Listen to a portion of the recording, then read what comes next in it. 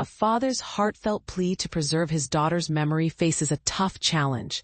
A man in Billings, Montana, is fighting to keep a roadside memorial for his 22-year-old daughter, but local authorities are asking him to remove it because it's on public land. This story is more than a legal battle. It's a deeply personal struggle over how society honors those who've lost their lives. But here's where it gets controversial.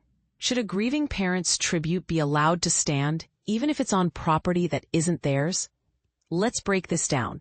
Lem Robinson, whose daughter Savanah died in a motorcycle crash on May 26th, has spent months building a memorial along Highway 3 near the Billings airport.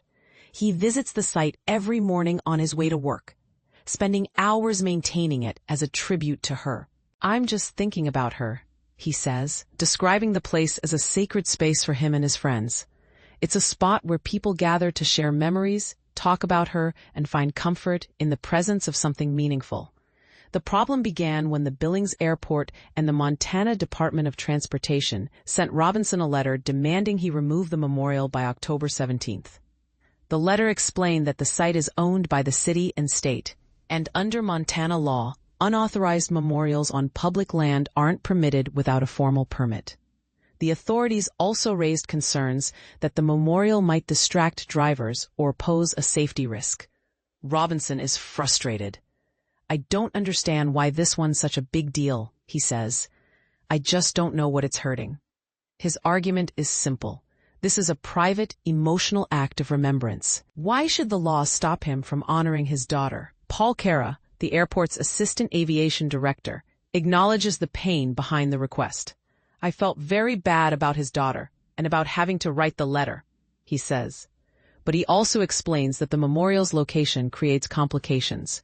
"It's a tricky situation," he admits. "We want to support his efforts, but we have to follow the rules." To help, the Transportation Department offered an alternative: a Highway Fatality Marker, which is legally allowed on public land.